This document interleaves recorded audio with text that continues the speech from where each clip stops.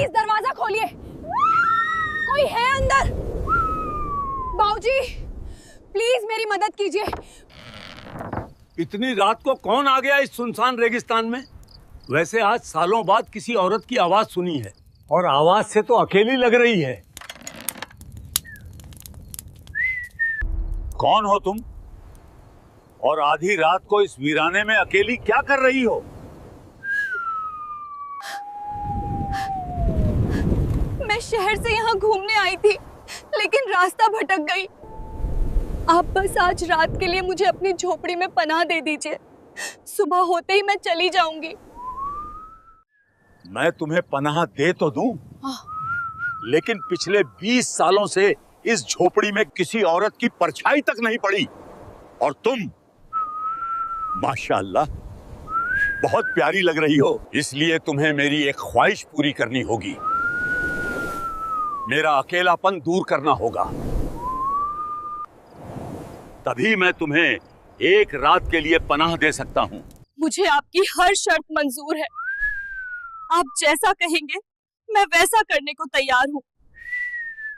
फिर तो मैं तुम्हें एक रात के लिए क्या, पूरी जिंदगी के लिए पनाह दे सकता हूँ। आ जाओ अंदर।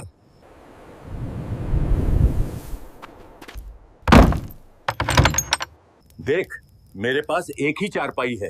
तू मेहमान है, इसलिए तू इस पर सो जा। मैं नीचे जमीन पर सो जाता हूँ।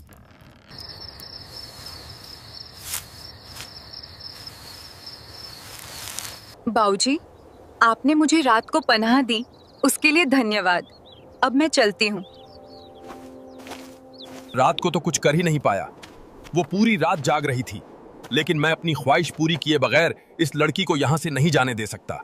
मुझे कुछ भी करके इसको अपनी बातों में उलझाकर यहीं रोकना होगा, जब तक मैं अपना 20 साल का जोश नहीं निकाल देता। अरे बेटी, रुक जा, इतनी भी क्या जल्दी है?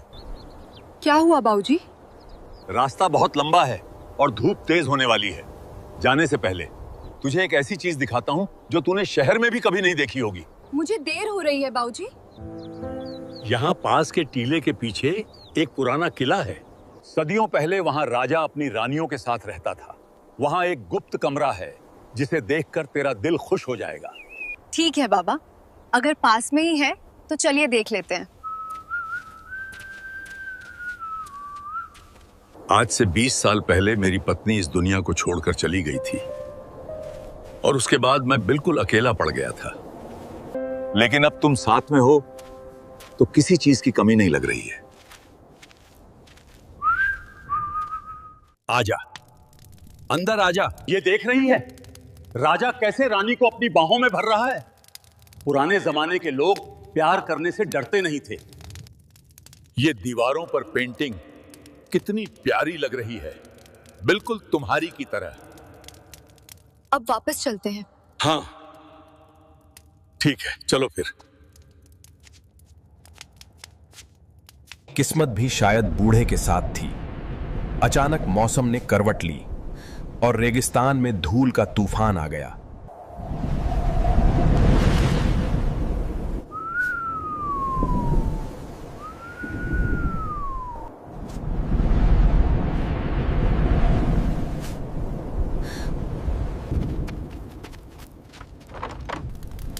इस मौसम को भी अभी खराब होना था क्या? अब मैं क्या करूंगी? फिर आज रात यहीं रहना पड़ेगा। तो क्या हो गया, आज रात यहीं गुजार लो और सुबह चले जाना आराम से। वैसे तुम काफी थक गई होगी, चलो मैं तुम्हारे लिए दूध लेके आता हूँ, हल्दी वाला।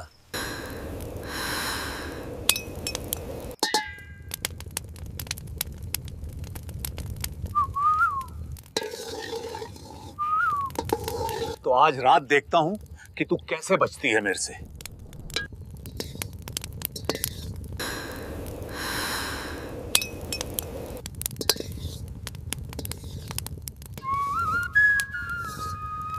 बस ये दूध मेरा काम कर देगा। आज की रात बहुत लंबी होने वाली है। ये लो बेटी, गर्मा गर्म दूध पी लो, थकान उतर जाएगी। चलो अब दूध पी लिया है तुमने, अब सो जाओ।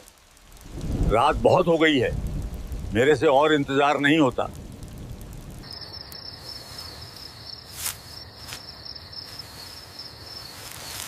पूरी रात बूढ़ा मौके की तलाश में था, लेकिन लड़की की आंखों में नींद का नामो निशान तक नहीं था। बूढ़े की 20 साल पुरानी प्यास उसे सोने नहीं दे रही थी।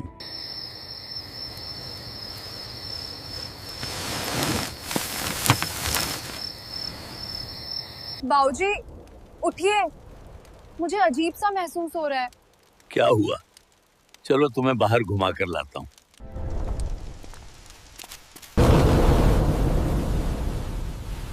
देखा, शहर में ऐसी बारिश कहाँ नसीब होती है। अब तो यहाँ हमेशा के लिए रुकने का मन कर रहा होगा ना? बारिश बहुत तेज है, तुम भी पूरी भीग गई हो। चलो अब अंदर चलें। क्या हुआ, तुम्हें नींद नहीं आ रही है क्या? सो जाओ। क्या हो गया? अभी तो पूरी रात पड़ी है, सो जाऊंगी आराम से। अरे तुम समझ नहीं रही हो, वो तुमने पहली रात वादा किया था, उसको भी मुझे पूरा करना है, इसलिए सो जाओ।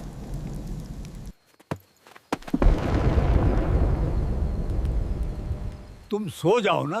नींद तो आ जाती अगर मैं उस दूध को पी लेती।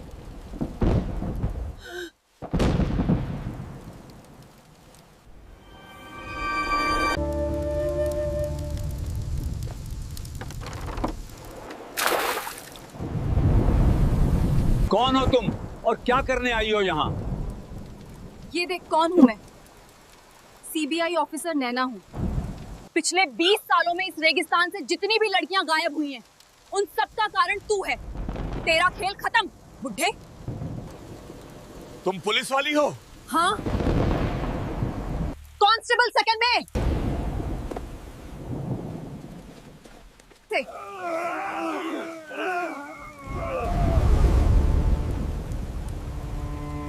तो दोस्तों, बाली को अपनी चालाकी और इस वीराने पर बहुत गुमान था, लेकिन उसे अंदाजा नहीं था कि कभी कभी शिकार खुद शिकारी बनकर आता है। अब यहां एक गहरा सवाल आपके लिए। हमारे समाज में ऐसे कितने बाली शराफत का नकाब ओढ़कर हमारे बीच घूम रहे हैं? क्या आपको लगता है कि हर बेटी को नैना की तरह ही निडर और होशियार होना चाहिए? अपनी राय हमें कमेंट में जरूर बताएं।